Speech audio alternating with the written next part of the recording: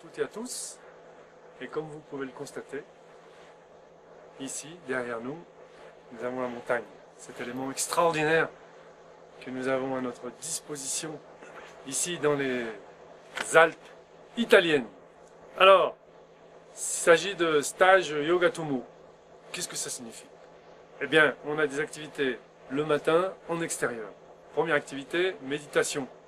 Le moins habillé possible, au maximum pendant 1 heure, avec eh bien, la montagne comme cadre. Ensuite, on a une promenade en raquette, maximum pendant 1 heure, de nouveau déshabillé, en maillot de bain, avec les chaussures évidemment, et les raquettes aux pieds. Et puis finalement, le bain dans une eau à 0, 1, 2 degrés. Alors, qu'est-ce qui se passe?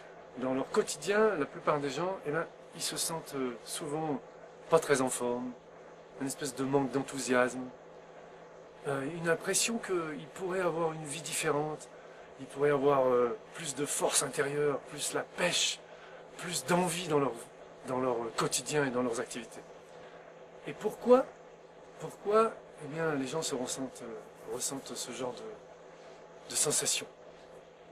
Alors, l'homme civilisé s'est installé dans le confort.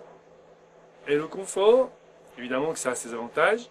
Vive le confort, hein. Ici on est dans un hôtel, donc on s'installe dans un hôtel 3 étoiles. Donc on va goûter un petit peu au froid et après on rentre à l'intérieur au confort.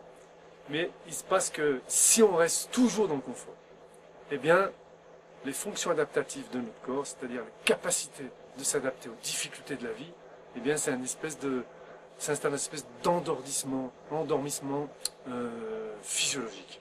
Alors, l'homme civilisé, on peut dire, il a plus jamais faim, plus jamais soif, plus jamais froid, plus jamais chaud, etc. Et, eh bien, il ressent une espèce de lassitude au niveau physiologique, au niveau psychologique, et même au niveau émotionnel. Et en goûtant un petit peu, comme on le fait ici, au froid, ben, il y a une espèce d'éveil intérieur. Hein. Tumo, pour traduire d'une manière très simple, le mot Tumo, ça serait l'éveil du feu intérieur. Alors, le public que nous avons ici, eh bien, c'est pas du tout... il peut aussi y avoir, évidemment, des costauds, des gens qui ont l'habitude de faire des activités extrêmes, etc.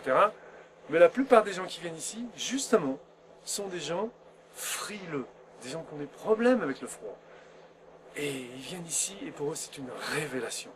Une grande révélation parce qu'ils s'aperçoivent que contrairement aux idées reçues, eh bien ils peuvent se déshabiller. Ils peuvent sentir le froid sur leur peau. Alors absolument pas tomber malade. Au contraire, on a la pêche, on n'attrape pas de rhume ni rien du tout parce que nos défenses naturelles sont stimulées. Alors ils sont surpris à chaque fois. Alors évidemment, les activités sont facultatives, mais les gens finissent par faire toutes les activités.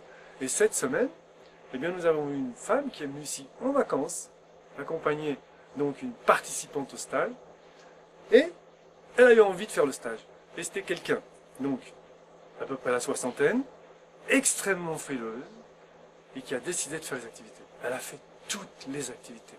Elle s'est déshabillée, elle s'est même roulée dans la neige, elle est repartie ravie, transformée, et elle m'a dit en partant, eh bien je sais maintenant que le froid c'est pas du tout un ennemi comme je le pensais, au contraire j'en fais un allié pour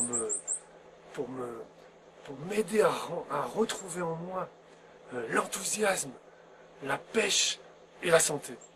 Alors, eh bien ici comme j'ai dit, le matin en extérieur et l'après-midi, eh bien on pratique le yoga de manière traditionnelle, dans une salle chauffée, et l'esprit de groupe, etc., etc.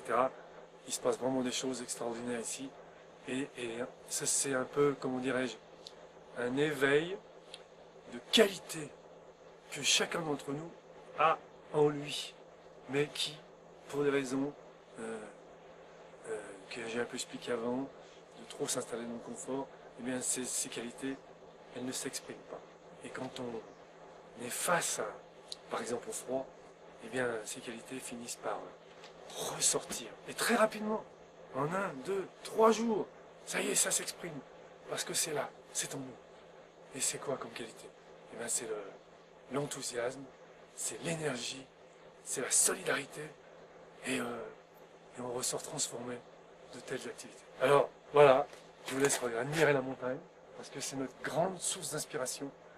On entre en communion avec la force de la montagne, qui en fait retrouve la force qui est en nous, parce que c'est la même chose. La force de la montagne, c'est la même force que l'on a en nous. Bien, au revoir les amis, et à bientôt!